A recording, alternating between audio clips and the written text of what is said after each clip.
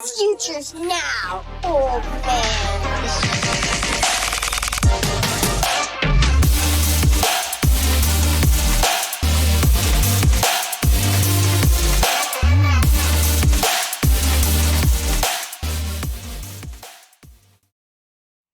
What it do? Coaches are new. This is Future First Podcast, where we help you win today with a future first mindset.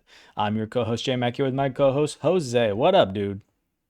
Not much, J Mac. How are you been? Good, man. Just another day. It's been spring break over here on my side of things, so the kid has been home. Things have been crazy, but yeah, man, good nonetheless. How about you? Yeah, I'm heading right into that direction. Next week is spring break over here, so a lot of the same. But yeah, man, it's been good. We had a bit of a heat wave here through California, which was, pretty impactful in terms of what you were doing most days. But apart from that, man, everything's good. It seems like, it's been settled for a while, these coaching changes, but I think now the dust has settled with free agency. We saw what, these new coaching staffs did where they brought in new players. So I think it's a great time to kind of go over, our best thoughts about, what is going to happen with these coaches. Is there anything that impactful? Because there was a ton of when we were looking at doing the work for this, there was a ton of moves. It seems like everybody in the NFL mostly changed some sort of coordinator or some head coach. So it should be a good episode, man. I'm pretty excited. Yeah, we're gonna dive into a little bit more. We're gonna try to hit them all, but there are a lot of them, so we might breeze over a couple of them and just talk over some of the ones that are more impactful for what we're doing here in terms of fantasy production and stuff. So we'll dive right into that. But before we get there, let's take care of some house cleaning. We're still doing our roster review services, so if you want your Dynasty roster reviewed, where we'll provide you with some roster construction feedback and give you some general moves or specific moves to improve your team, hit us up. You can email us at futurefirstpod@gmail.com. We're asking $5 a team for a written review, and if you like podcast format, we'll do that too. It's only $20 for that. We've done actually quite a few of those over these last couple of weeks. Shout out to Lump McKenzie out there, Joe Rupert. Thanks for you, man, and all you're doing and supporting us. We've gotten 4 of them done. We got 2 more to, or 1 more, 2, yeah, no, 3 of them done for him, 2 more to do, and he wants more. And so, I mean, the feedback is good. He's been loving it, and yeah, as long as you guys are asking him for us, hit us up. We'll keep them rolling. Are you having fun doing those, Jose? Yeah, man, it's been a great time. It's a good way to, think about the game and help somebody else try to do better, on the regular basis. So it's been a lot of fun for sure. Yeah, I agree. I agree. All right, if you're watching on YouTube, make sure to touch down on that like button and go for 2 on subscribe. Big sure to drop a comment while you're there. And if you're catching this on the Player Profiler Plus Now Plus Network, make sure to follow us directly on our YouTube at futurefirstpod.com, or I guess at futurefirstpod. And you can follow us wherever you get in your podcast too. If you're listening on the Player Profiler Network in Spotify, Apple Pods, whatever it is, make sure to follow our show directly so we know you guys are out there liking it and giving us those reviews so that we can kind of grow and do more. It's the best way to support us if you like what we're doing. So we appreciate you guys. And we also appreciate Fox, who has been helping us with all of our graphics. You can follow her on X at bfoxworth07. And McGrumble as well. He's going to help us out here with some production, some new segments coming up. A little tease. I don't know if you guys know, Jose is a history teacher, and he's going to give us some history lessons. So here on Fantasy Football, yeah, I'll just leave it at that. You guys can leave to speculate what that means. Okay, but yeah, we already teased it. We're getting into the coaching changes, but first, as always, a quick hit. You ready, dude? Let's do it.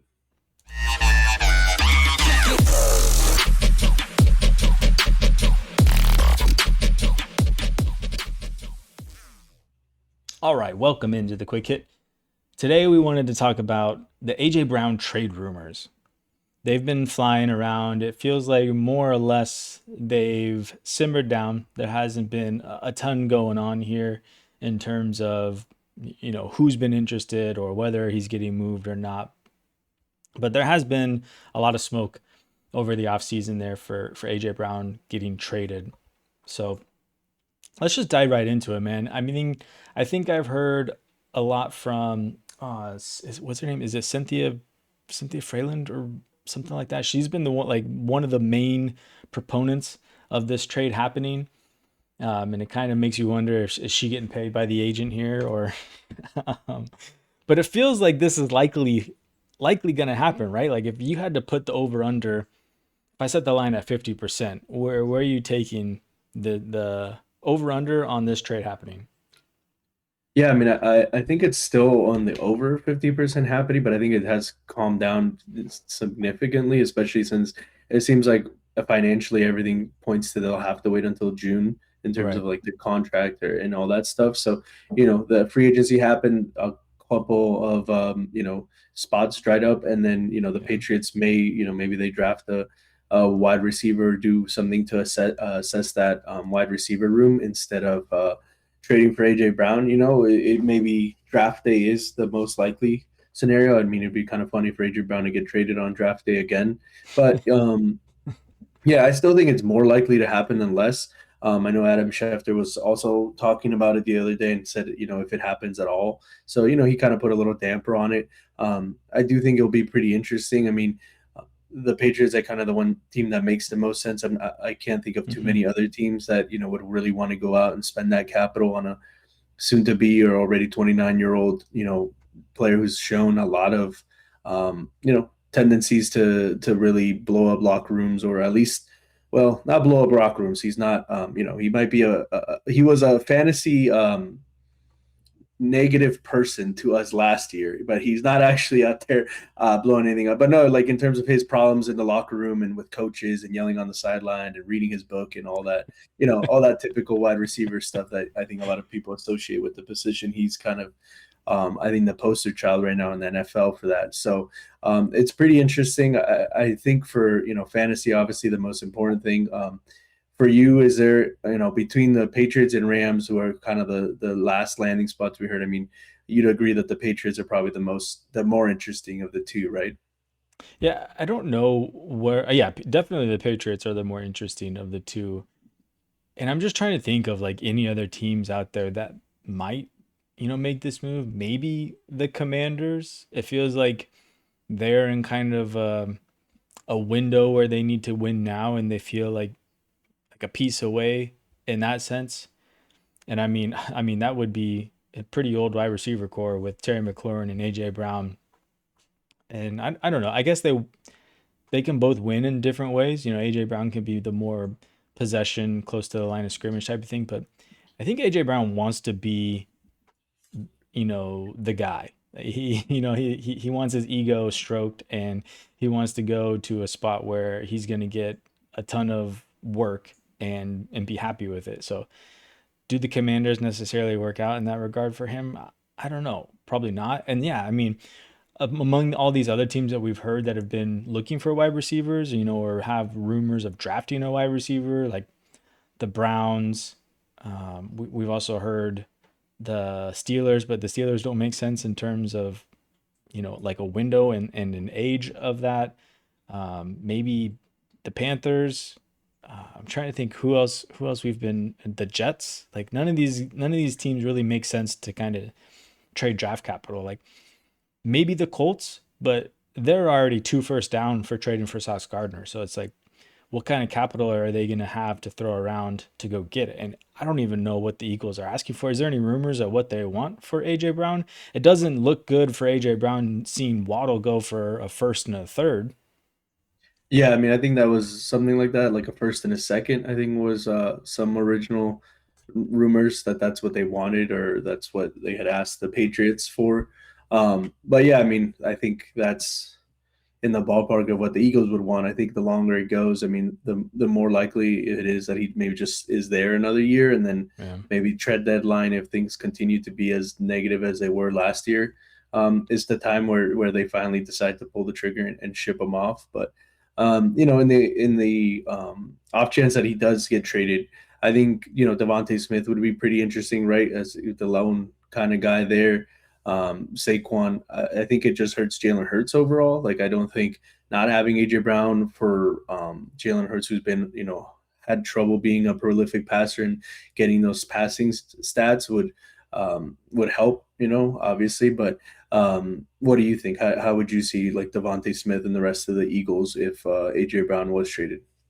Yeah, I'm in on Devonta Smith, but I think that's also something you have to be careful about too in Dynasty with where you think your window is. I'm doing startups, so like I know these guys' ages pretty well. He's 28 or he just turned 28, which was kind of shocking to me. I was like, I don't remember him being that old, but yeah, I mean, sure enough, he's 28. So like if you want to go get him, like I feel like you have to be in, a pretty firm contending window, and I think it's wheels up either way. Like I only see his dynasty stock rising. So even if you're a rebuilder, I think you should be able to, and you have him on your team, you should be able to kind of flip him for some sort of profit for whatever you paid into.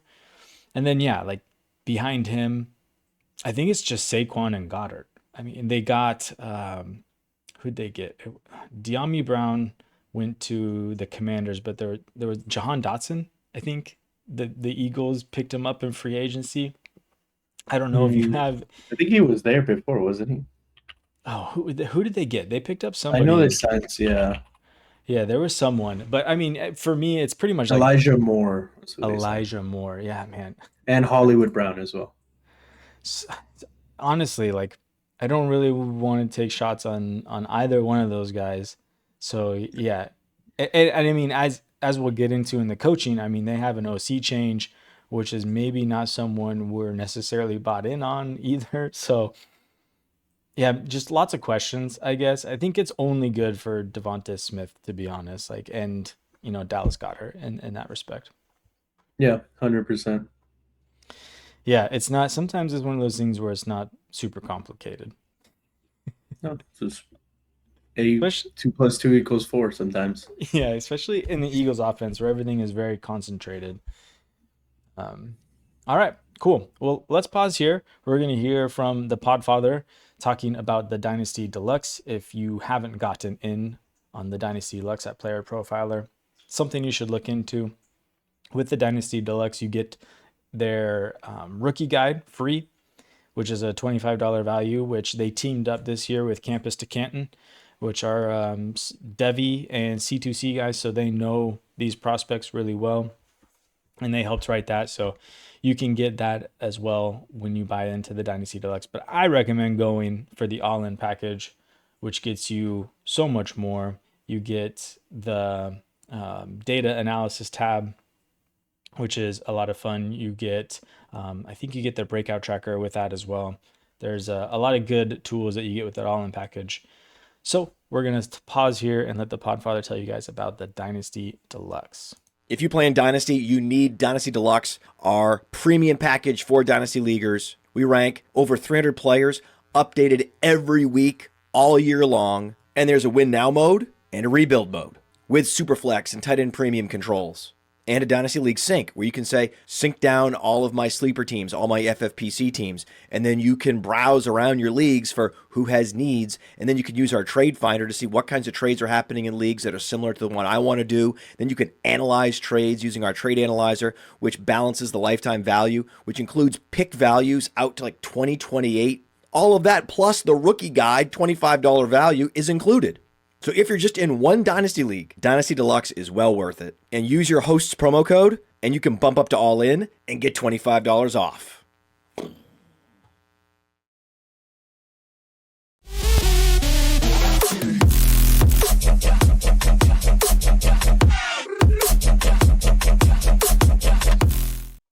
All right, welcome back here in our flagship. Well, that's not the right word. Here in our main segment today, coaching changes. Go ahead, Yes, Jose. on the flagship, as we've always known it. Yeah, I mean, we're going to be talking about coaching changes, and I kind of think my overall thought when looking at coaching changes is that the market usually kind of overpays for player movement and underprices like coaching continuity and competency upgrades, right?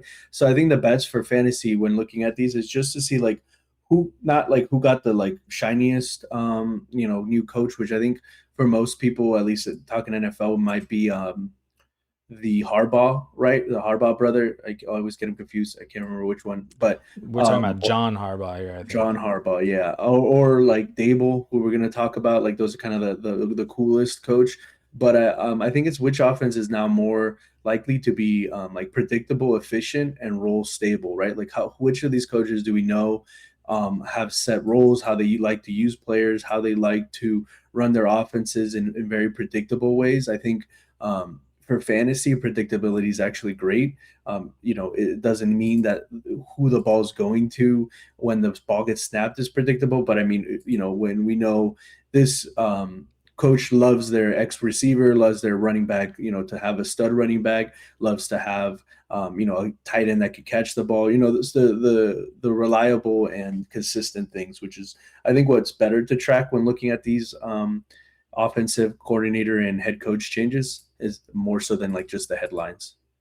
Yeah, that's a really good point to make too. It's just being able to put a finger on what they're going to be doing, and that way we have a better foresight into what to expect from their fantasy numbers, from the assets on their teams.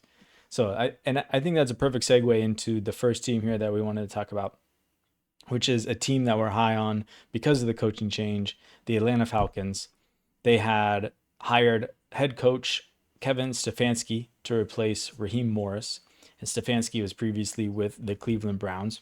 He also brought over his offensive coordinator from the Browns, Tommy Rees, to replace Zach Robinson for the Falcons. The Falcons actually had a ton of changes as well, right? I mean, they have a new president.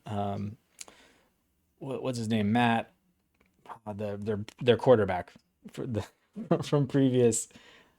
Who's the Falcons quarterback? Matt Ryan. There you go. Matt Ryan is their new president. And they also got a new, I'm pretty sure, defensive coordinator, special teams coach.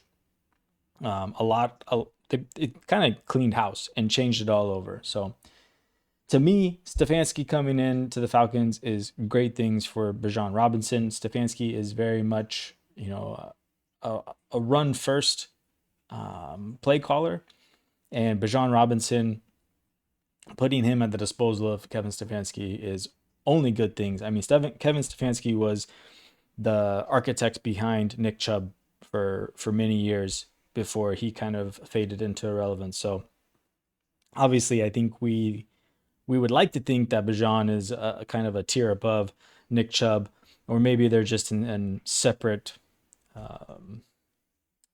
eras of time. But nonetheless, like, I think his wheels up for Bijan.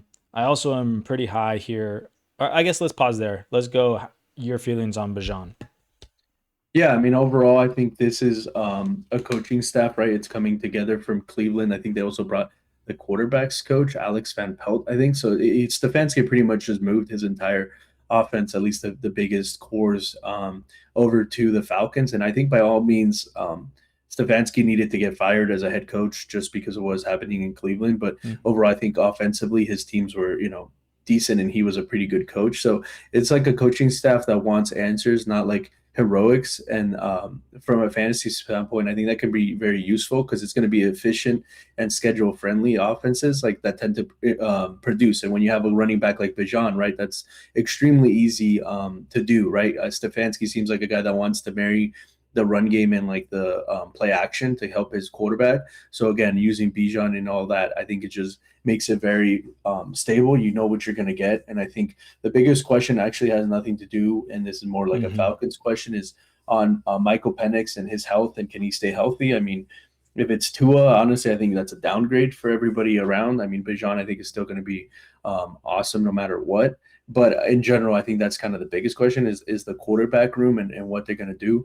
Also, shout out to, the Falcons. I mean, Robert Blank put himself in his own ring of honor. Like that was hilarious. And then, Matt Ryan goes from having, being their quarterback. He left for Indy for a few years or whatever that was. But then they just create a job for him as the president, CEO, whatever the hell you were just saying he became. Like, what a boss move from the Falcons. Like, hey, like, props to them. Shout out to our boy Push the Pigskin from the Tokeland, is a big Falcons fan over there, suffering quietly through their problems is not being able to win. But anyways, yeah, man, I think it's difficult to see too much derailing Bijan. On top of that, Algier left, right, so it Yeah. really is just completely wheels up. Just make sure if you're in a startup or coming into redraft, you draft the right B Robinson, since they did sign the Bro, guy from the 49ers, Brian but Robinson Jr. Brian Robertson, yeah,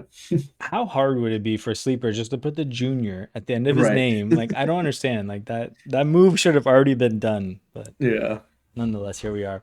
Yeah, and I think also Kevin Stefanski's offenses have been really kind to tight end production as well. So I think, man, I have say to it, say it. say it. I think I'm gonna be in on Pitts this year. I Yeah, feel I good. mean, I feel the great weird. thing is that when everybody catches on, I've already have him in most of my leagues, so there won't be, I don't need to be too in on it. But You saw yeah, I this mean, move coming, coming a yeah, year of ago. course, playing 5D chess. No, but I mean, it's kind of the same as last year. I mean, it's kind of Bijan, Drake London, and nobody really else, right? Like it is Kyle Pitts. It's just kind of by default. He's still one of the best athletes, one of the best players. Surprisingly, he's still like, what is it, 25, right? Something like that. So Yeah, still incredibly young, even though he's not playing on the franchise tag in his sixth year. So and he's playing on a contract year. So if anything, I think there is some data to show that when these players are playing on the contract year, as long as and on the tag, as long as they stay healthy, they tend to ball out. So I'd agree with you on Pitts. yeah. Okay, that's enough about the Falcons here. Let's roll into the next offense that we're high on, which are the Chiefs. They brought back their offensive coordinator, Eric Bieniemy of past. He was their offensive coordinator from 2018 to 2022. That was the era of high octane Chiefs offense. The offense that I don't know. Maybe you didn't grow to love it, but I enjoyed the Chiefs for at least for fantasy purposes through that time. But maybe you listening are I don't know, a Chargers fan or a Raiders fan or a Broncos fan, and it was not so fun for the rest of you. But I think us fantasy gamers love that offense. It was very high flying. Of course, Tyreek Hill was part of that offense. You never know. Maybe he comes back. It's still an opportunity at this point. But yeah, I think in general, right? I mean, are we going to just be expecting like a higher passing offense here?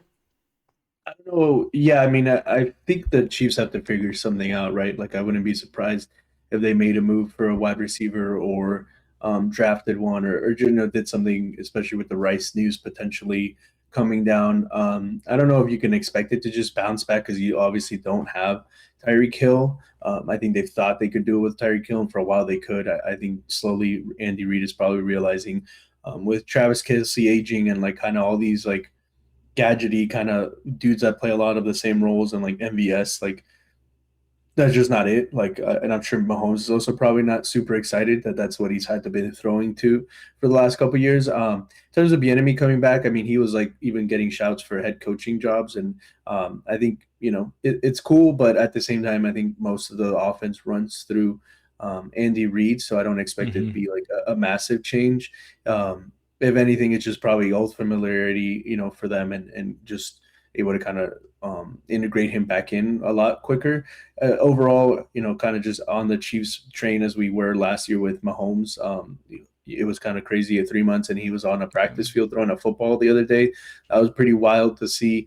So I think if he's healthy, having Kenneth Walker, like we've talked about in previous episodes as well, all just good things for the Chiefs. Like it's a positive just because we're positive on the Chiefs, I think in general. But Bieniemy, he was there during the best runs for the Chiefs, so you can maybe hope to do that. They can figure out a way to get back to that.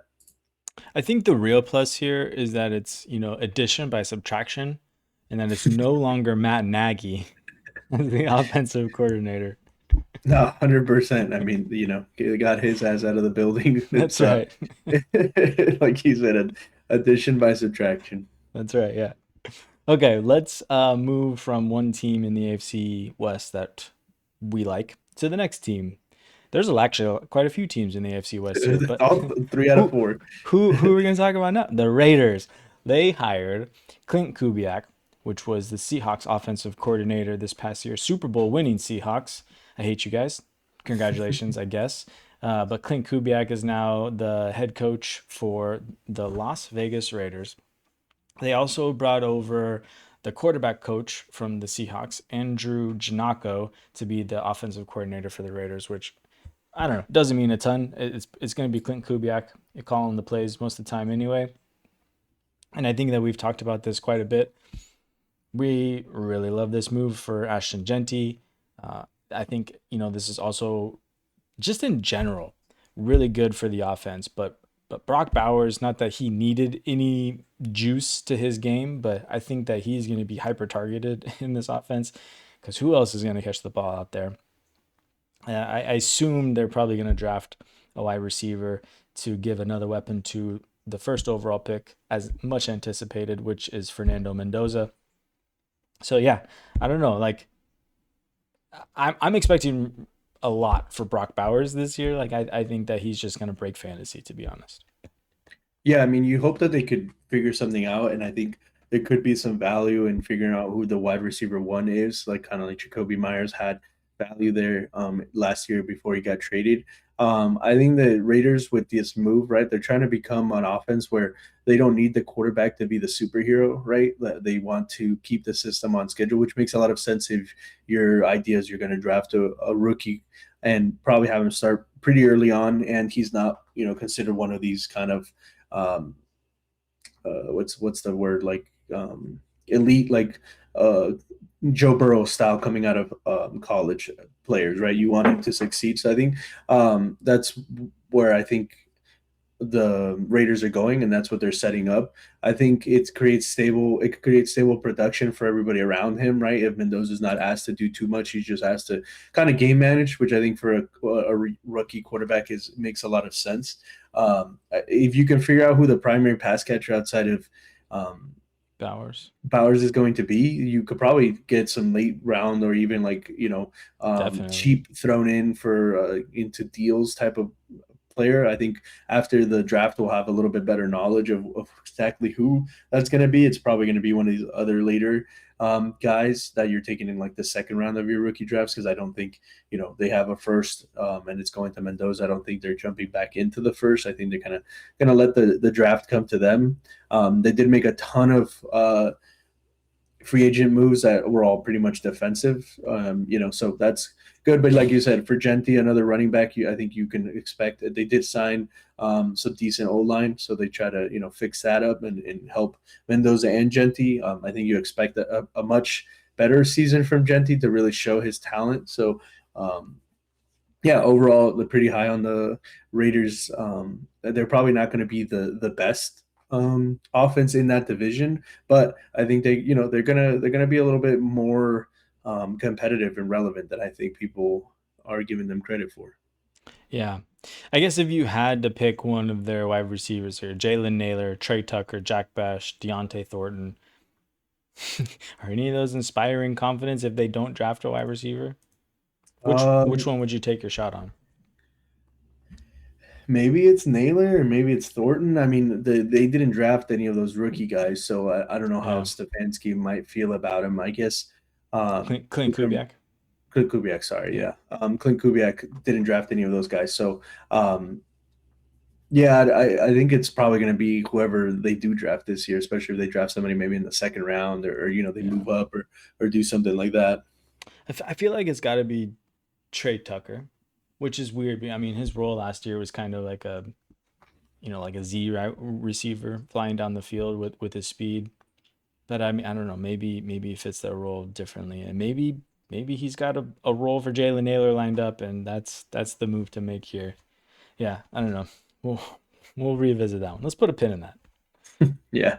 All right, let's move to the next AFC West team here, the Los Angeles Chargers, who hired former Dolphins head coach Mike McDaniel to be their next offensive coordinator. Yeah, I think there's a lot of anticipation and excitement for this Chargers offense here. Justin Herbert is now like QB6, QB7 in most startups that I see going on, which I feel like this happens a lot. he kind of rises up into these ranks and then kind of falls back down, and he just kind of like teeter-totters in It's a 2 year between. cycle. It's like Is the high builds, he gets into the top 10, has an underperforming or injured riddle season, and then he drops, and then the cycle continues. And I mean, it does that because when you watch him play, you see the level of Mhm. talent that he has, right? So it's not like it's unjustified. I think just for fantasy, I think Justin Herbert for a long time has kind of shown us who he is, and that's okay. It doesn't mean that he's not an elite NFL quarterback, but sometimes this is just who they are for fantasy, and they'll have that spike year where they throw 35 plus touchdowns and 5,000 yards, and then all of a sudden they're in the top five. But predicting which year that is, it's extremely difficult. I think he's the best QB2 you could want, right? Like if he's your QB1 in a super flex, you're not horrible, but I think you want a little bit more from that position. But I think he's like the top end QB2 if you could be your second quarterback in a super flex. Yeah, and I mean, this is obviously year two now with Jim Harbaugh as their head coach. And last year it started off really great for the Chargers before the wheels started coming off, right? Najee Harris tore his Achilles with their offensive line, left and right, were going down. I think even their center went down at one point.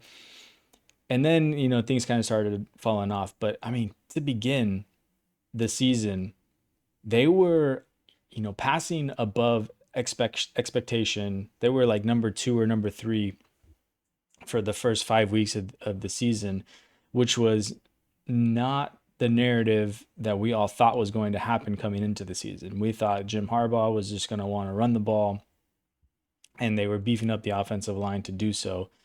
And they've only made improvements to the offensive line this year. And then they also, got the blocking tight end. So maybe we see more of that this year. And, Mike McDaniel is now there making some changes. They brought in Keaton Mitchell. Like, I honestly don't know what to expect from this offense, but I do have high expectations for them, and I'm trying to get pieces of them wherever I can, and just hoping, one of them hits. Yeah, I mean, I think it's pretty interesting because you're marrying two different schools of thought between Mm-hmm. McDaniels and Harbaugh, right? Harbaugh kind of gives you that toughness, structure. McDaniels is more of like I don't know, whimsical is the right word, but like, New age. new age. He's creative, right? He's gonna be hitting his vape pen in the meetings with Harbaugh. Maybe he'll get Harbaugh to do it. Who knows? I don't know. But for fantasy in general, I think that means that I'd be open to the idea like that the Chargers become less like pure grind, right? Like kind of how they were those first 5 weeks that you were talking about, and they just become more efficient in the passing game. Especially on like scheme touches and explosive plays, which for Herbert, right, who we were talking about, I mean, I don't want to buy into the hype right when it's going up, but I do think that he could not, I don't know if he'll suddenly lead the league in pass attempts, but I think he'll have way more high volume and not, sorry, high value, not volume, high value throws. Like he'll have way better chances to throw those touchdowns and to just be more efficient. And I think that's something that sometimes people chase volume, they chase the attempts, but you could, if you chase the efficiency plus like the touchdown equity, you could really hit those numbers where the passing quarterbacks become really reliable and really good for fantasy. And I think that's what you might see with McDaniel. The tough part is which wide receiver do you want? I mean, Yeah. it looks like Keenan Allen's probably going to be out of the picture, but they did draft two dudes last year, Kimber Lambert Smith or something like that, and then another guy, Trey obviously Harris. Trey Harris, Huge is still there.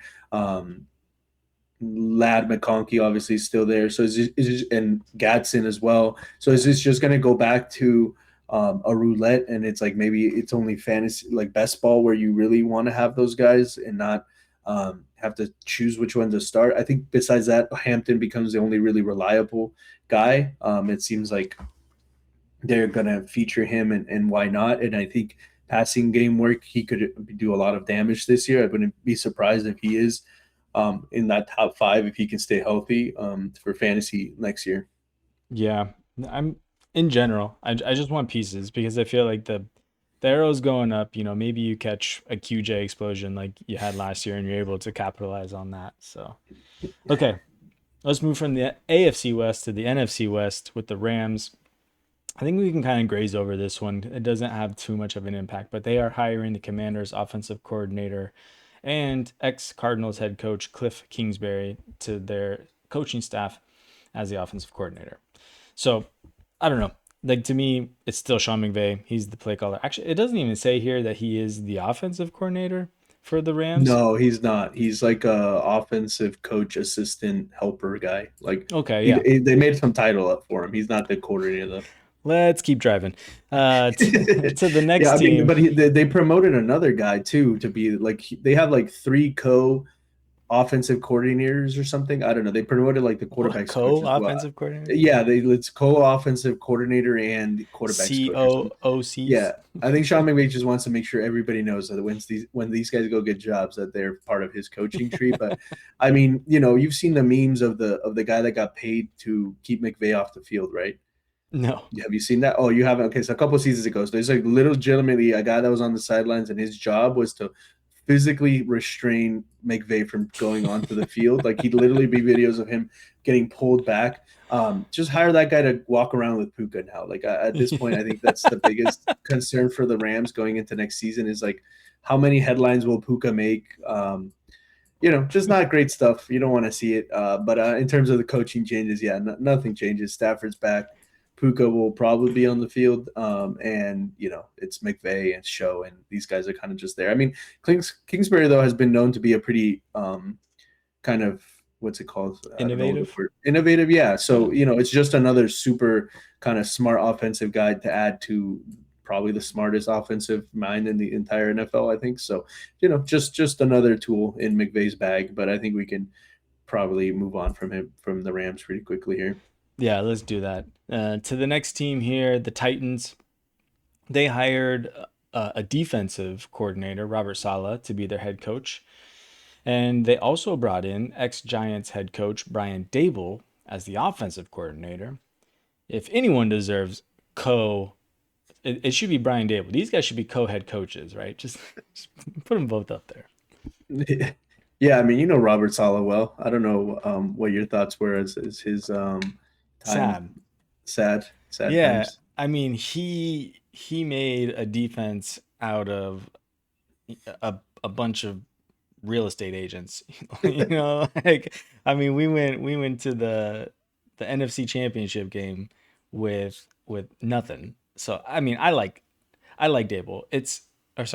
I like Daboll also, but I like Salah, and it's sad to see him go. I think it's a good fit for the Titans, and I think they have they could use a buff to their defense, and I'm interested into what this team becomes. I'm expecting quite a bit out of their run game here, and whether that means they go get Jeremiah Love. I think these guys are definitely in one of the top teams that is being quoted or being reported as into Jeremiah Love. And if they went and got Jeremiah Love and just put Brian Daboll's head behind his mind behind that, it's only wheels up for this offense, I feel like. And that does a lot for Cam Ward too, to be honest. Like, it takes a lot of pressure off of them. They can simplify the offense down. And yeah, I don't know. I'm pretty in on the Titans this year. I'm expecting a pretty big leap from Cam Ward. And these are just two great coaches that I feel like can turn this franchise around. Yeah, I mean, we saw what Daboll kind of did with Daniel Jones, right? At least for that 1 year.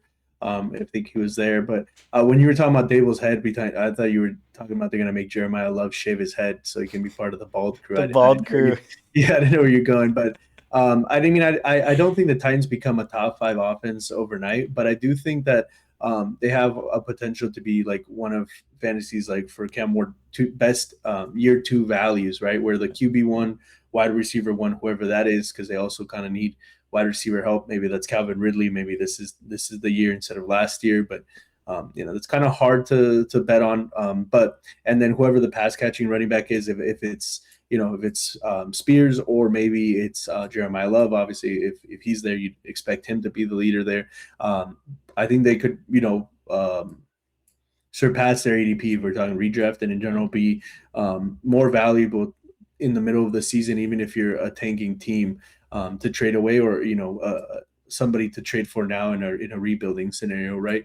Or sorry, in a contending scenario. So I think that's good. I think Dable does stuff for the quarterback that is helpful. He tries to fit the quarterback to what he has, right? Like we saw he had different quarterbacks. He was able to kind of fit his system.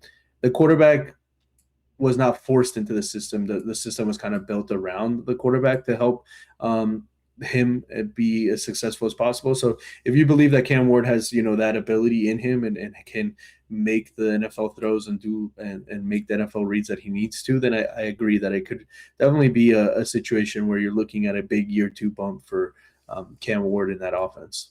Yeah, and remember too, like Brian Dable probably was offered head coaching jobs, and I think he took this job because he wanted Cam Ward in the 2025 draft, and I think he wanted to work with him. So this was his opportunity to go do so, and I don't know. I'm expecting a pretty big leap here in terms of what that offense looks like in 2026, but I guess there is still a lot of story to be told there. Okay, let's keep moving here. We're moving on from coaching changes that we're high on to coaching changes we have some questions in. And let's start off here with the Ravens. They hired Jesse Minter, the Chargers defensive coordinator last year, to be their next head coach. And then they also brought in the Bears offensive coordinator Declan Doyle to be their new offensive coordinator. I know nothing about these guys other than Jesse Minter being like this highly regarded coach in terms of leading men, but I don't know much about Declan Doyle.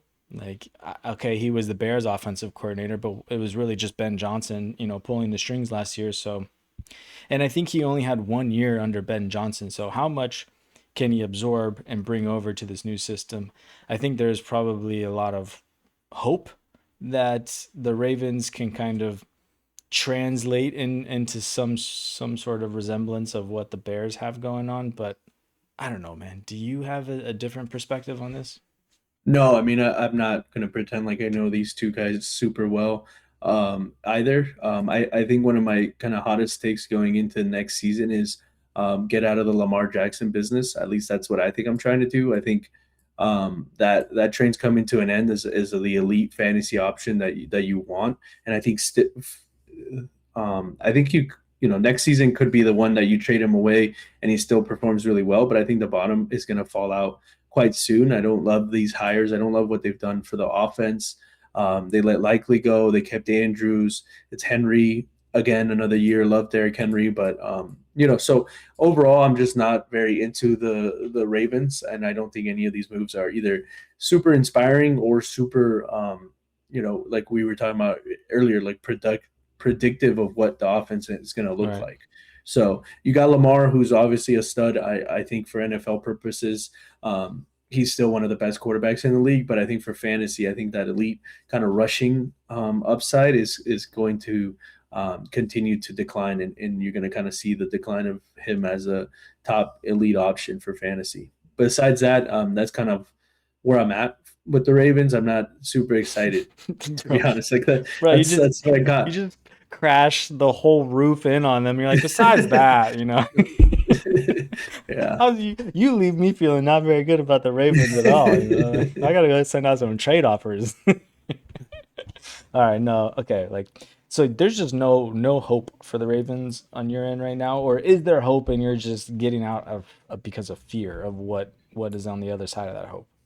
Yeah, I mean, I don't think it's like doom and gloom, like the entire offense is going to be horrible. It just in terms of how Lamar, I mean, if you're doing a startup, isn't Lamar probably still going in a super flex as one of the He's usually in like the back end of the first, and right? So what I've seen. okay, so he's after that first kind of pack, like all the wide receivers and running backs go. So maybe the market has already adjusted. I haven't done a super flex startup, so maybe I'm just in terms of what Lamar used to be considered is where I'm mostly out. I mean, in terms of pass catchers, like I guess Andrews becomes a little bit more interesting just because Likely is gone, but it's like not like Mark Andrews was ever really putting up prolific yards numbers and receptions per se. It was a lot of touchdowns. So I don't know. And overall, it's just like we said, we have questions on it. I wouldn't be surprised if the Ravens are just okay for fantasy. Not super excited about Zay Flowers, never have been. So just in general, just it's like like Okay. this whole section for me is kind of like that. It's kind of like the I feel a little bit better. Okay. Before it felt apocalyptic. All right. Let's move on to another coaching change. And this one is like, I think in general, it's not because of the head coach, but I'm like out on these, but it's not because of the head coach, right? And it's the Cardinals. They hired the Rams offensive coordinator, Mike LaFleur, to be their next head coach. And they're hiring their Packers assistant and Broncos head coach, Nathaniel Hackett, as their offensive coordinator, which is one thing that I'm not, no, that's not it. You know, I just Nathaniel Hackett has been nothing but bad for offenses in general, but I think Mike LaFleur is the architect anyway, so it's like I'm willing to just kind of cancel that out. But in general, the vibes in Arizona are just not good, man. Like I don't like what they put together, and I'm just kind of out on this offense this year in general in terms of fantasy.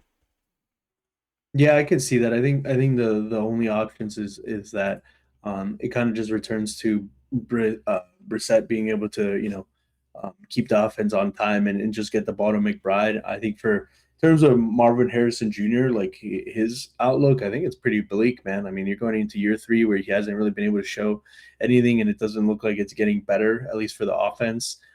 They're definitely looking like they're in tanking mode for next year to get a quarterback right. Otherwise, why would they cut Kyler? Like, or not just cut Kyler. I can understand moving on from Kyler if you don't think that's the move, but just the fact that they didn't bring anybody else in, they're just like Jacoby Brissett, 30-something-year-old, like everybody kind of knows what he's at level, and that's what they're going to go with. It definitely seems like they're just going for the future. You hope that their plan is to keep LaFleur long term and kind of let him build it out, and that's why they're going to tank for a good pick next year. But man, it's just not inspiring for when you have one of the top end fantasy options like McBride, and you had a guy who a lot of people were really excited about, in Marvin Harrison Jr. there. It kind of just sucks for fantasy that's kind of the level. You hope that it can be somewhat like last year where it was, McBride had an amazing year for the most part, still caught touchdowns. You hope Brissett can maybe just keep the offense going like that, and maybe it turns a little bit into the Cowboys or Bengals where the offense is just having to pass and throw and try to keep up somehow because the defense is so bad, because it seems like their defense is also going to be very bad. Very bad. Yeah. Yeah, I guess, maybe there's some hope, that we can get a little bit of what they were last year. I mean, and their pieces were fantasy relevant at the very least. So maybe I'm being too harsh on them, but I don't know, man. Like, at least in terms of fantasy wise, it may be. But okay, let's keep moving here. We got a lot to go through. I think we're just gonna end up running long here, and I think that's the best way to go about it. So, all right, we got the Browns. They are coming in with their Ravens offensive coordinator, Tom Monken, as their new head coach. And they're hiring the Falcons defensive pass game coordinator, Mike Rittenberg, to be their next defensive coordinator. I don't even know why I put that in there. My bad, guys. You don't care about the defensive coordinator. But we do care about Tom Monken being their next head coach. He's the offensive mind, I guess so. Like, if you just take what the Ravens were last year, and it put that into the Browns, what do you expect to see from the Browns this year, right? I mean, I'm definitely excited for Judkins, I think, but I think outside of that, like the quarterback room is just so, who knows, that nothing else exciting. I mean, the only really pass catcher of note would be Harold Fannin, right? You were decently excited about him coming out of college and what he did last year. So maybe Monken can, do some Mark Andrews magic, Isaiah Likely sort of situation. But it's just the quarterback room is just so bad that it's hard to get excited about. But you are pretty excited about Judkins. I think he seems like coming off his injury, he's able to heal and everything goes as expected. You'd be pretty interested in his system if he can design runs like they did for Derrick Henry. Obviously, it's a big difference when you also have the threat of Lamar Jackson running and throwing the ball, in compared to maybe like Shedeur Sanders or whoever is playing quarterback. Judkins may not benefit from the boxes being as open, but I think he's kind of the only piece that you're relatively excited about on that offense. Otherwise, you're kind of like, Todd Monken is not offensive mastermind that you think like, okay, this is really good news for whoever. You don't really know if he was with Lamar Jackson, so you don't know if he can design a system to make one of these quarterbacks who have a lot less talent be serviceable. So it's why they're in this section, and it's just a lot of questions of what are we really going to get from them. Yeah. I think that's pretty fair to say here. I don't know. I guess I would push back and say I'm a little bit excited about Harold Fannin just because of what we saw from him last year and what the tight end position has been in these Todd Monken offenses. Right? I feel like that's at least something to look forward to, especially since it's pretty void of talent there. And David Njoku is, the Browns didn't hire him, and I just looked it up. He's been linked. He's still a free agent. He's been linked to the Titans, the Panthers, and the Ravens. So that would be interesting if he goes to any one of those teams. I guess that kind of shuts down, if he goes to the Titans, that shuts down any hope of Gunnar Helm, which there was kind of a stir for as Chigaquonko left there. So, okay, that was a quick detour there from the Browns. So let's keep going to the Dolphins. We've talked about this one quite a bit, so we can kind of maybe just glaze over this one a little bit. But the Packers ex-defensive coordinator Jeff Hafley is now the new head coach for the Dolphins. And I guess one thing we haven't talked about, and this is his name, I think I forgot his name last time, but it's offensive coordinator Bobby Slowick, who is the ex-Titans coordinator, is now the Dolphins new OC. So I don't know. Give me your high-level thoughts here. Yeah, I mean, as we talked about, not great. The defensive coordinator hire for head coach, them shipping away pieces. I mean, now you're pretty much just left with Achane. Like, it's Achane and who else there? Like, literally nobody else. It's Malik Willis, who I was decently excited for. Thought, maybe he could be. But, man, as the offseason has kind of gone on, it seems like they're just in a transition and they're kind of just looking to retool, looking to return this thing around. I don't know if Jeff Haley's kind of like the straw man to be there for a year or two while and then kind of reset when they get their quarterback. But Bobby Slowick, in terms of what he was doing with the Texans, doesn't bring great confidence or excitement either. So overall, man, you kind of fearful for Achane's ceiling now. I think that's kind of the top of that is kind of come off, especially without McDaniel feeding him the ball. It's like, things could get pretty bleak especially if you're thinking Achane is like your RB1 on a team. You think he had that top 5, top 8 potential. I think that's a lot of that is kind of gone, like those high end outcomes. I mean, I think he's still a running back 1, but he's probably trending more towards the late running back 1, early running back 2 category. Yeah, I guess I don't know what version of Bobby Slowick we're going to get.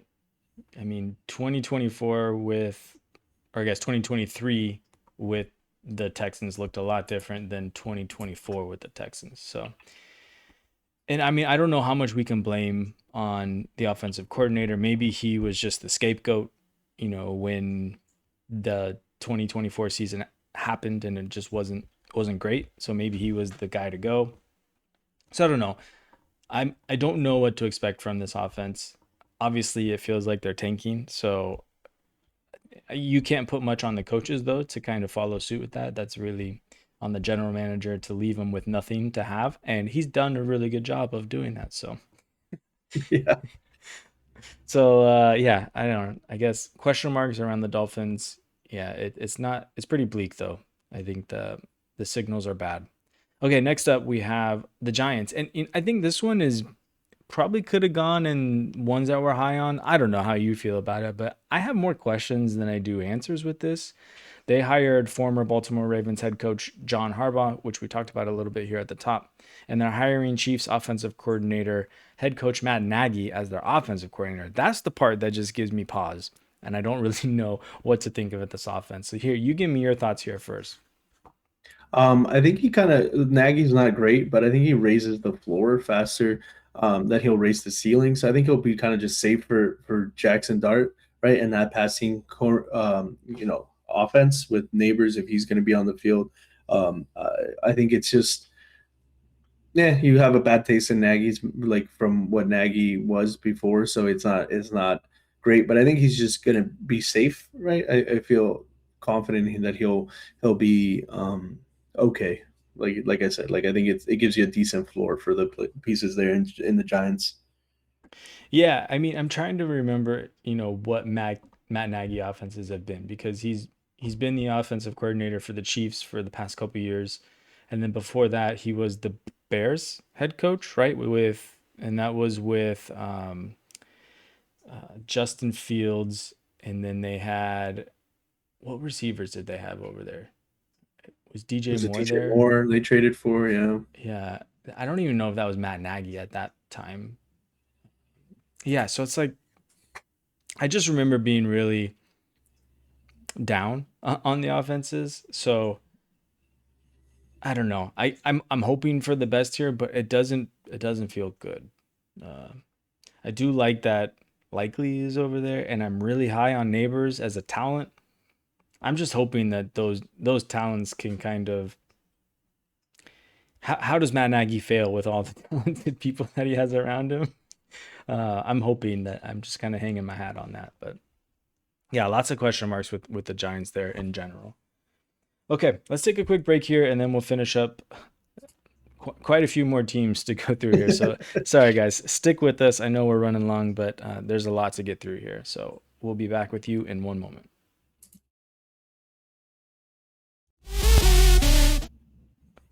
Nope, that didn't happen. All right, next up here, let's talk about the Jets who hired former Colts and Panthers and Stanford head coach Frank Reich. Lots of previous Lots of formers employments. head coaching too. Yeah, Not, exactly. no, that's a good thing. He's now their offensive coordinator, which I don't know. Like Frank Reich has done pretty good things in the run game for those teams. So I guess I'm halfway excited for what Brees could be. I'm not like going out and trying to buy him, but I'm more hopeful in his you know production numbers this year than I am in years past, I guess. But I mean that entire staff is like brand new outside of what's his name? Aaron. Oh yeah, Sleepy Glenn. Yeah, I don't know if he makes the Jets very exciting, but I guess he can make them draftable. Is that how I'd put it? Yeah. Like, um, that's about it, man. I don't know. Like, it's so hard. Like, you don't know really if it's Sleepy Glenn the real.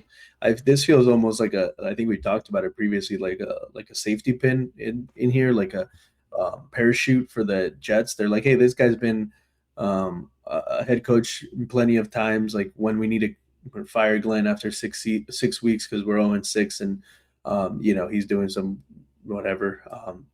We have Reich to be the captain of the ship towards, and get us to another top overall pick so we can draft a quarterback, right? I mean, who's going to be their quarterback? Geno Smith, right? He's back. How Geno Smith played last year when he was on another bad team that didn't have a lot of talent does not give you confidence that he's going to do anything for Garrett Wilson.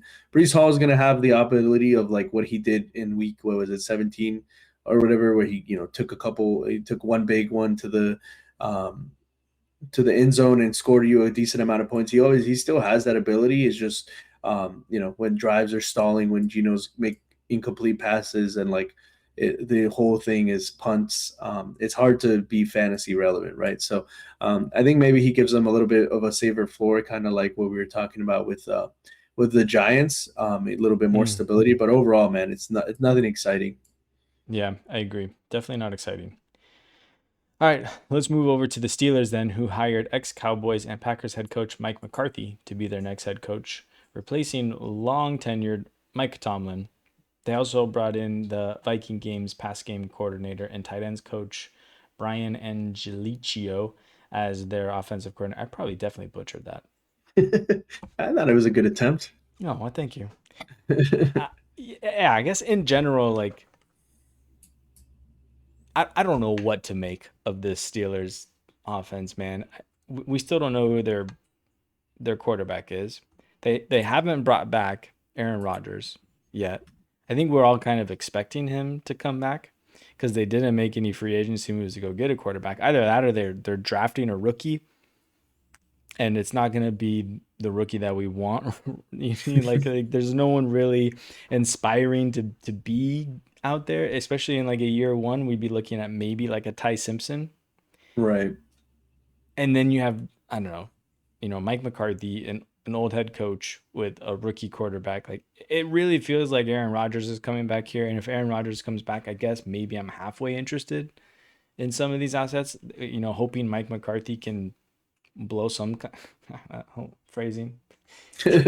What's he blowing over there? I mean, he might need to blow Aaron, to save his job. I don't know, I but was gonna say blow some life into this, but I should probably choose some better words here. He can but I mean, revive some offense. McCarthy and Rodgers were not like that amazing, right? Like, I mean, they worked together for quite a while. I mean, they had Devontae Adams, and I guess they produced some fantasy relevant numbers for Rodgers, but he's a lot older.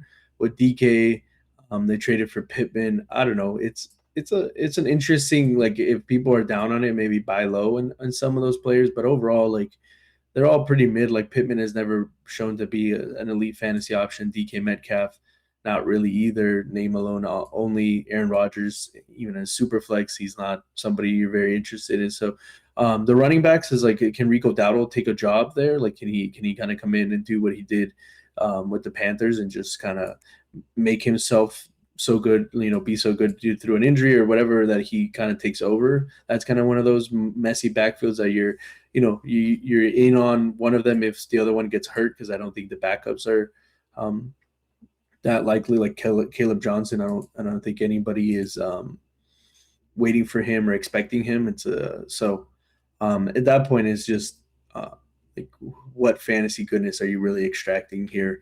Unless Aaron Rodgers kind of turns back the time and creates makes DK or Pittman a useful wide receiver.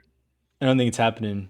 Yeah. I brought up his stats last week, but Jay, who was talking about Waddle and his fit and the Broncos offense, he also did something about Pittman and his fit in Pittsburgh's offense, and it wasn't good. The routes that he wins on the most are not routes that Aaron Rodgers throws very well or throws often, in terms of like success and stuff. So I feel like I'm kind of out on Pittman. I don't know what you could get for him. Maybe you're getting like a second round pick for him, but I don't even think you're getting that at this point. So if you can get rid of Pittman, I'm kind of leaning that way. I'm just not really high on the Steelers in general, I guess. Yeah, there's not much excitement there. Yeah. Okay. Eagles hired the Packers quarterback coach Sean Mannion as their offensive coordinator, which we kind of alluded to at the top here. What are you making of that? Yeah, I mean, I think it could be a little bit interesting. I mean, he's a guy that is not going to grab a ton of headlines, but I think if he can bring some stability to the Eagles, like, I don't think the Eagles necessarily need like a revolution in their offense. They just need fewer wasted plays, right? Like, a lot of times when you're watching the Eagles last year, it was just like What are we a ton doing? of 3 and outs. What are we doing? Exactly. So if he can just bring a little bit of stability, a little bit of kind of just common sense, and it seemed like every other week the Eagles' offensive game plan was different. Like, sometimes it'd be 12 targets to AJ Brown. The next he only gets a couple. Like, it just seemed all over the place. So if he could kind of just bring some stability and some kind of common sense, I think for the foundational Eagles players, I'm still in on if it's AJ Brown, I'm decently in on AJ Brown. I'm definitely in on Barkley again. And so I think it's just going to depend on if they can make the offense make sense and kind of stop the target hogging. I mean, I think in that sense, AJ Brown leaving would be the best thing for the team to like help everybody kind of get a piece of that pie, like as we were talking about in our quick hit. You'd think Goddard would be pretty interesting. He seemed to, still have it last year, did pretty well. So you'd be more excited about the tertiary options there. But I'm decently in on Barkley. I'm decently in on whoever it is, if it's AJ Brown or if it's Devontae Smith, if AJ Brown gets shipped off, and pretty in on Goddard. Yeah, so what I've found out, I guess, here is that Sean Mannion was recently with the Vikings and Kevin O'Connell, and he likes to play kind of that West Coast offense in terms of, I guess Sean Mannion was also the play caller for the Senior Bowl, if I'm remembering correctly. And there's been some kind of extrapolation from the plays that he called during that game. And what they're taking away is it's very similar to like a Shanahan style offense where there's a lot of play action and, lining up in the same formation, but running different variations of plays off of that formation. So, I mean, I guess to me, like, that's hopeful. I just don't know how successful it can be, like, him actually calling it and in the right order, right? I mean, if he can do that, like, Saquon Barkley is going to have a 2024 type season here in my eyes, right? I mean, if you're plugging him into like that Christian McCaffrey role for the 49ers, and I think it's only good things too for, Dallas Goedert and Devonta Smith for that reason. If these guys are going to get moved around in the offense to kind of, get themselves, in motion or freed up as they're running their routes, like, and I think too, that would just simplify the offense for Jalen Hurts. So I don't know. I guess I'm more hopeful about this coach hire here and Sean Mannion based on that. I'm just have question marks whether or not it can be executed in the same way, because he doesn't really have that coaching experience to kind of lean on to say that he has done that. But hey, these are how the stars are born. This is how Sean McVay became Sean McVay, right? Yeah. Okay. Exactly. I'm not saying he's Sean McVay. No, you just said it. I mean, we're clipping it. You just said this is the new Sean McVay, Mr. Sean Mannion. He's got the same first name, so it's right, and the same initials even. Oh, yeah, there you go. Exactly. All right. The Seahawks are hiring San Francisco 49ers run game coordinator and tight ends coach Brian Fleury to be the next offensive coordinator. I think this move was more done just to kind of keep the same style of offense going, right? Bring in, another piece of the 49ers offense, and hopefully they can execute it in the same way. Again, I'm just not, I question it. Like, you can't just pick and choose anybody off these coaching staffs and plug them in and, expect them to have the same kind of play calling and same mastery of the playbook and just execute it, flawlessly. So I don't know. I guess in general, and on that too, like, who are they leaning on to run the ball there in Seattle right now? It's who'd they get? Oh man, it's not good. It's not. Emmanuel Wilson, I think, is their starting running back. Yeah. If it's not Charbonnet, if he's not back, which I don't think he would be. Yeah, I think that's very interesting how they did it. I think maybe they're thinking where they are in the draft that they're going to be drafting a guy. I think that makes the most sense. But otherwise, yeah, like that offense, I think takes a big hit if Charbonnet, who does not appear to be going to be healthy at that time. And then there's, a bunch of other guys. I don't know if Emmanuel Wilson really does anything. But, the run game coordinator, the run game in San Francisco, as we know, obviously you don't have a Christian McCaffrey, but the scheming and the ability to put players in the right positions at least is somewhat hopeful. Otherwise, you kind of just expect the ball to keep rolling there. I think, the head coach is the main guy. So the OC changing is a little bit of a hit, right? Because we really liked who the coach was in Kubiak, but I think they'll figure it out. I have a lot of high praise for McDonald and what he does. So if this is who he chose, and it's also a division rival who he's he saw what they could do to him when they were running the ball against him. So I trust his hiring more. It's kind of like, I'm not McVay levels, obviously, because McDonald's only been able to do it. Obviously he's just starting his head coaching career, but he is trending that way in terms of like how he sets up the offenses and what he does. Clip it. Yep. He's the next Sean McVay. Everybody's the next Sean McVay. All right. The Washington Commanders are promoting assistant quarterback coach David Blau to the offensive coordinator. And man, Wow. Blah, David Blau. I, I don't know. I hear a lot of hype for David Blau, and it's mostly coming from like players and other coaching staffs. And this isn't necessarily. So I don't know if this is just like them hyping up their own guy, but one video I saw, and then De'Ami Brown is now back on the Commanders, and when he was being interviewed, the way he talked about David Blau was just very um, like hollow, like hollow compliments. He was just like, he's like, yeah, man, David Blau, obviously, he's coming from somewhere where he's doing some play calling, and I have every faith, like he obviously earned this, but it was like a question, like he said, like he earned this, like, and so like I'm just gonna go out there, I'm gonna run the play, and I was just like, okay, that says a lot about like who De'Ami Brown thinks David Blau is. Like I just don't know. Like I'm not super hopeful here, but maybe this guy can actually put something together. Yeah, I mean, I think this is one of those moves where maybe it's just not the most flashy, but I think with it being content continuous for Jaden Daniels, I think that was the best case scenario, right?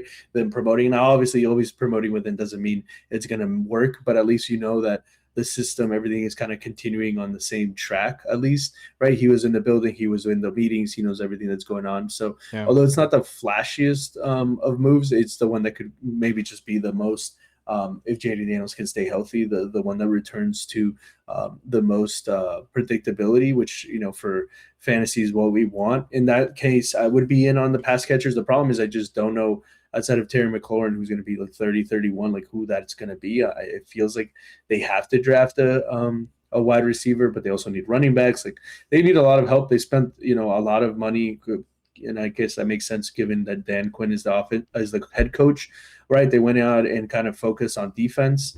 So they need offensive pieces, but I think that just means that whatever rookie goes there, I'll be pretty interested in. Not necessarily for David Blau, but I think if we still believe Jaden Daniels is who Jaden Daniels is, I'll be pretty interested. And I think the market will be somewhat down on whoever gets there.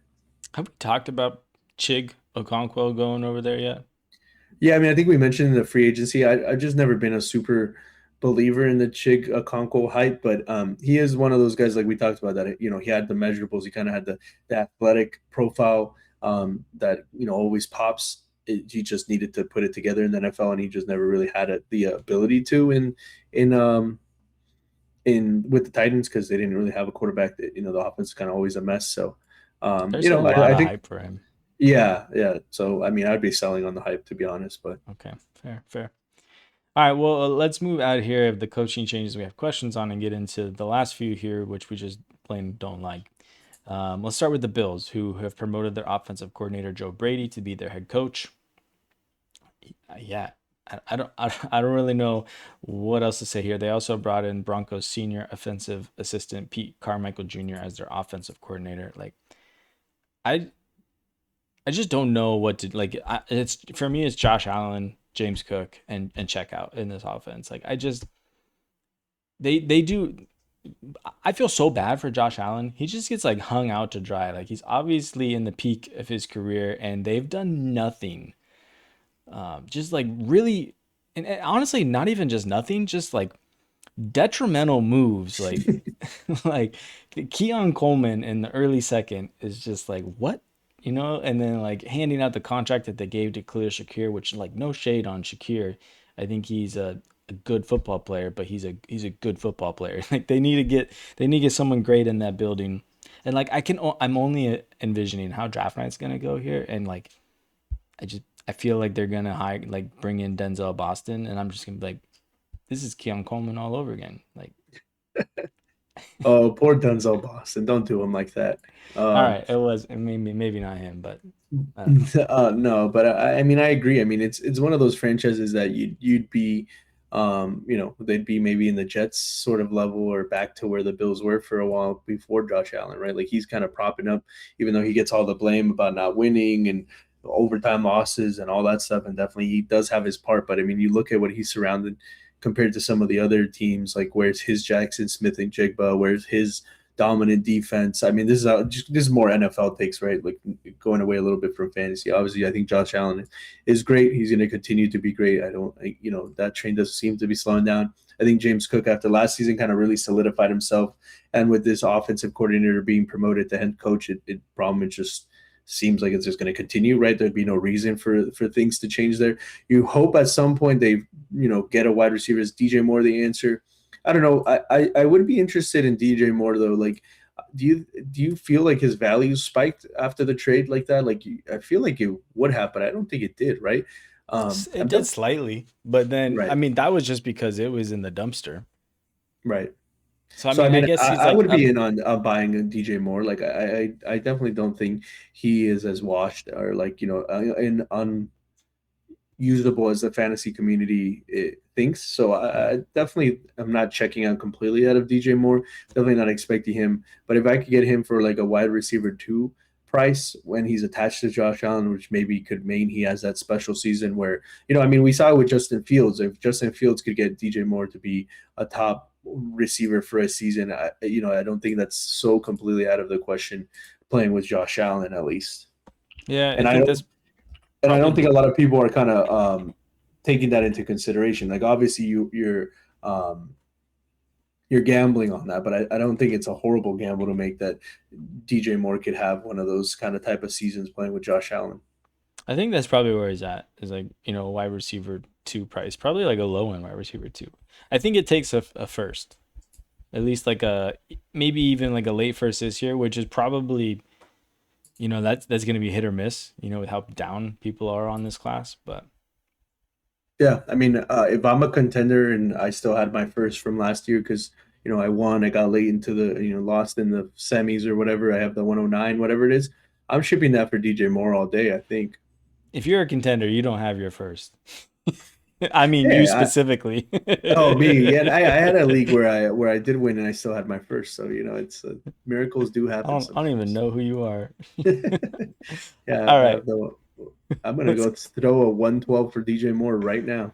Ooh, let us know. Let us know if it comes back. All right.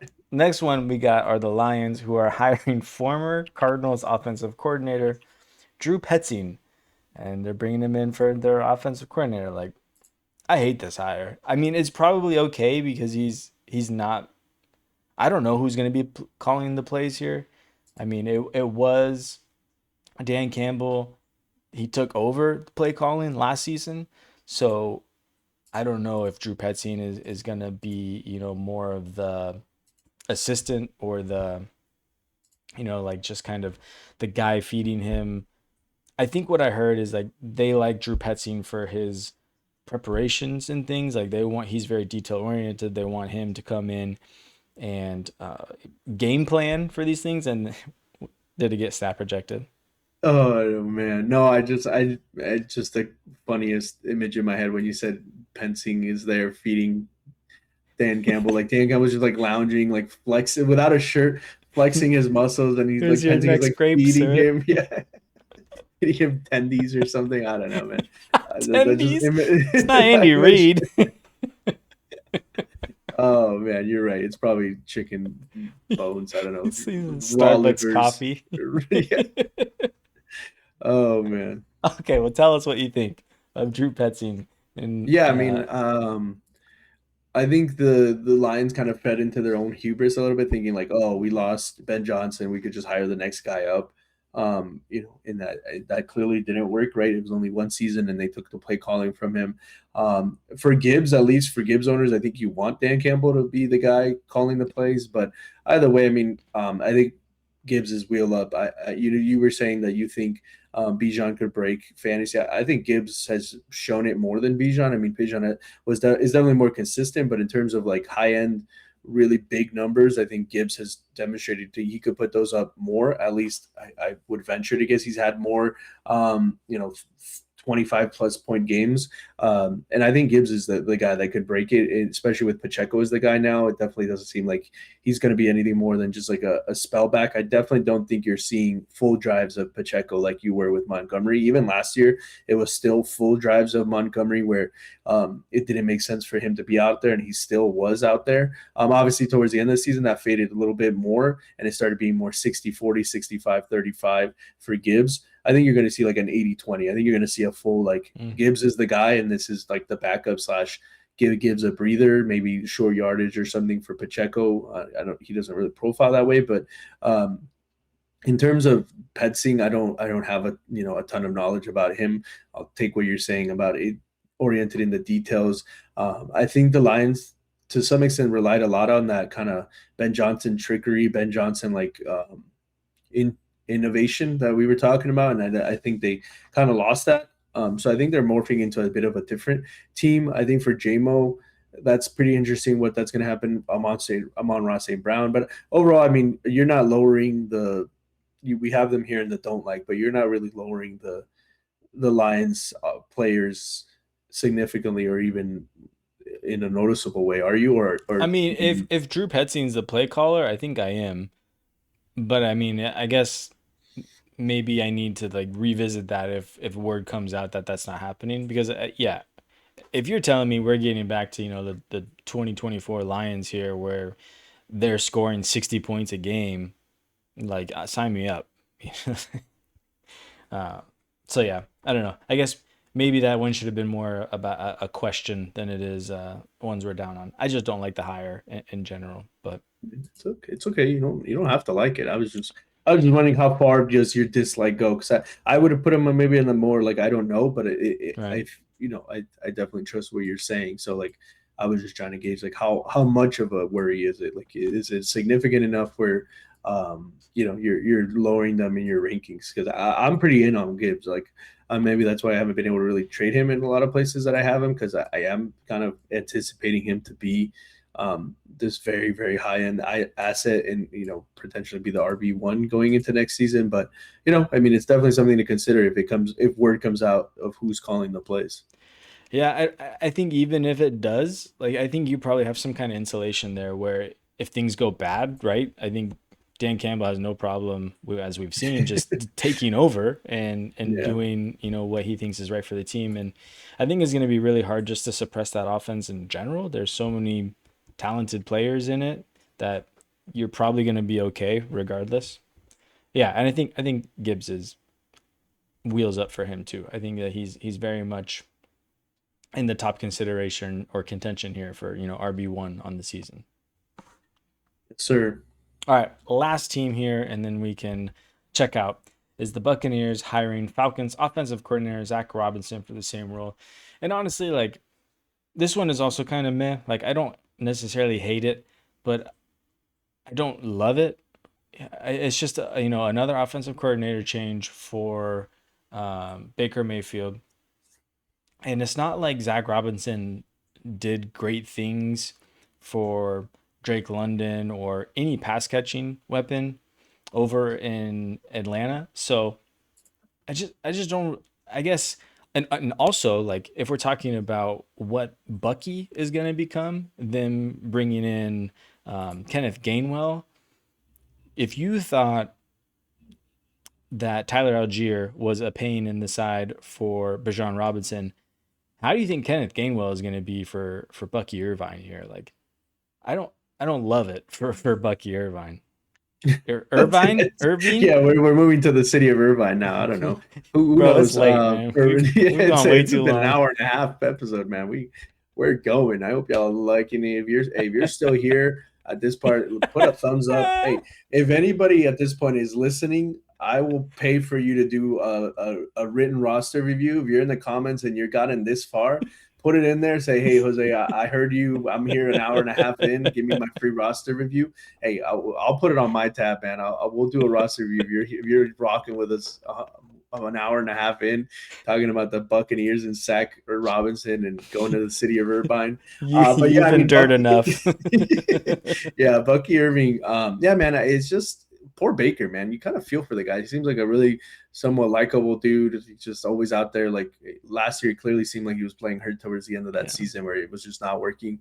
In terms of the game, like the offense, you hope for Ibuka's sake that now that Mike Evans is out of the way, that he can kind of explode. I don't know what Zach Robinson brings to that table in terms of coming from the Falcons. I mean, the Falcons didn't really ever have a great quarterback, I think, when he was there to really air it out. But when Penix was playing last year, Drake London was pretty good, and so was Kyle Pitts. So, it's interesting in that regard, but it's just a down because Baker having to do this again. And then you can kind of foresee like the Buccaneers not being nearly as good as they were.